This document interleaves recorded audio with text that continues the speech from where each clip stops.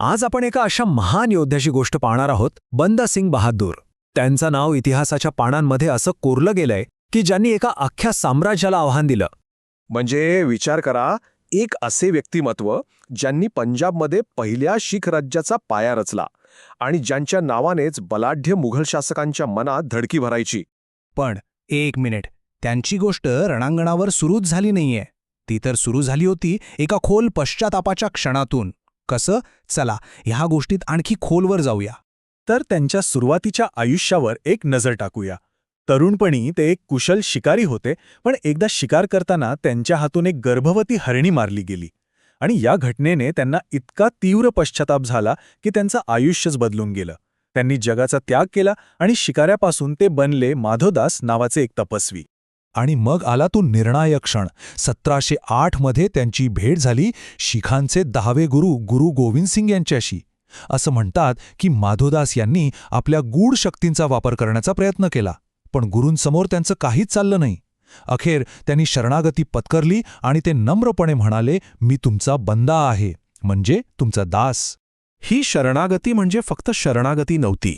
हा होता माधवदास या तपस्वीचा पुनर्जन्म आणि उदय होता एका नव्या योद्ध्याचा, बंदा सिंग यांचा.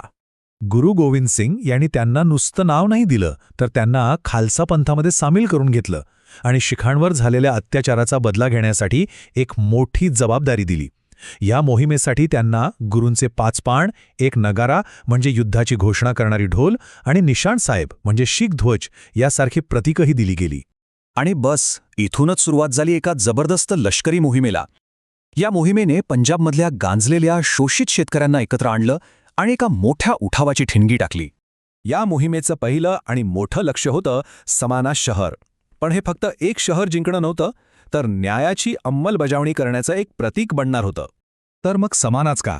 कारण हे शहर त्या लोकांचं घर होतं ज्यांनी गुरु तेग बहादूर आणि गुरु गोविंद सिंग यांच्या लहान मुलांची निर्घृण हत्या केली होती. हा हल्ला म्हणजे त्यांना त्यांच्याच घरात जाऊन शिक्षा देण्याचा एक संकल्प होता. हा केवळ लष्करी विजय नव्हता, तर तो एक प्रतिकात्मक न्यायाचा क्षण होता.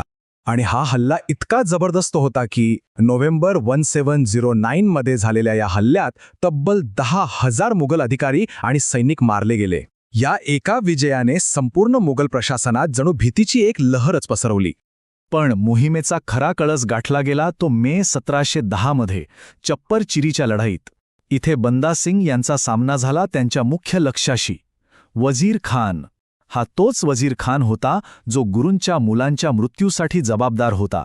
त्यामुळे हा संघर्ष फक्त एका लढाईपुरता मर्यादित नव्हता, तर तो होता वैयक्तिक न्यायाचा आणि खालच्याच्या सन्मानाचा. लष्करी विजय तर मिळत होतेच, पण त्यानंतर बंदा सिंग यांनी एक प्रशासक आणि समाजसुधारक म्हणून जे काम केलं ते खरंच क्रांतिकारक होतं.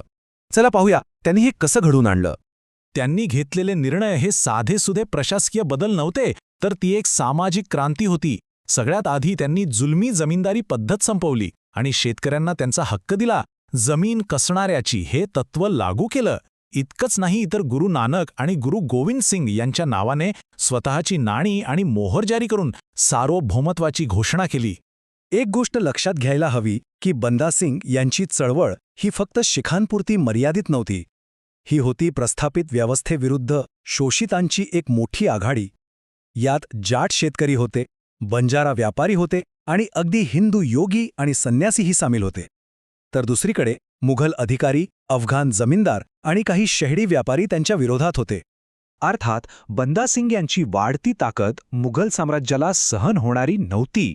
सम्राट फरुखसियरच्या नेतृत्वाखाली अक्षरशः संपूर्ण मुघल साम्राज्याची ताकद त्यांना चिरडून टाकण्यासाठी एकवटली गेली. आणि मग सुरू झाला तो अंतिम आणि भयावह संघर्ष. गुरदास नंगल येथील एका कच्च्या किल्ल्यात बंदा सिंग आणि त्यांचे अनुयायी मुघल सैन्याच्या प्रचंड वेढ्यात अडकले. हा वेढा तब्बल 8 महिने चालला. या वेढ्यातली परिस्थिती इतकी भीषण होती की कल्पना करणंही कठीण आहे. अन्न आणि पाण्याचा पुरवठा पूर्णपणे बंद करण्यात आला. किल्ल्यात अडकलेल्या शिखांनी उकडलेली पानं, गवत आणि झाडाची साल खाऊन दिवस काढले. काही नोंदीनुसार जगण्यासाठी त्यांना माती खावी लागली. या उपासमार आणि रोगामुळे 10,000 पैकी तब्बल 8,000 शीख योद्धे मरण पावले. यातून त्यांची अविचल निष्ठा आणि असामान्य सहनशीलता दिसून येते. शेवटी डिसेंबर 1715 उपासमारीने खंगलेल्या त्या योद्ध्यांचा प्रतिकार संपला. बंदासिंग बहादूर आणि त्यांच्या शेकडो अनुयायांना पकडण्यात आलं आणि इथून त्यांच्या दिल्लीतील अंतिम प्रवासाची सुरुवात झाली. दिल्लीत त्यांच्या मृत्यूदंडाच्या वेळी एक हृदयद्रावक प्रसंग घडला. बंदासिंग यांना त्यांच्याच 5 वर्षांच्या मुलाला अजय सिंगला स्वतःच्या हातांनी ठार मारण्याचा आदेश दिला गेला, पण त्यांनी ठामपणे नकार दिला. त्यानंतर जे घडलं ते अंगावर काटा आणणारं आहे. जल्लादाने त्या लहान मुलाची हत्या केली, त्याचं काळीज बाहेर काढलं आणि ते बंदासिंग यांच्या तोंडात कोंबलं. पण या अकल्पनीय क्रूरतेसमोरही बंदासिंग शांत राहिले आणि त्यांच्या स्वतःच्या क्रूर मृत्यूपर्यंत वाहेगुरूचा जप करत राहिले. त्यांची श्रद्धा ढळली नाही. त्यांच्या जीवनाचा अंत जरी इतका भीषण असला तरी त्यांच्या बलिदानाने एक असा वारसा मागे ठेवला जो आजही अनेकांना प्रेरणा देतो.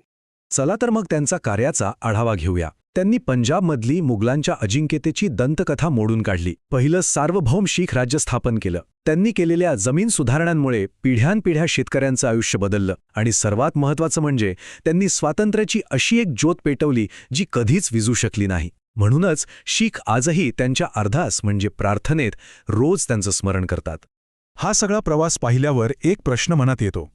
एका पश्चात्तापग्रस्त तपस्वीपासून ते एका क्रांतिकारी नेत्यापर्यंतचा एका व्यक्तीचा हा विलक्षण प्रवास आजच्या काळात न्यायासाठी लढणाऱ्या चळवळींना कशा प्रकारे प्रेरणा देत असेल.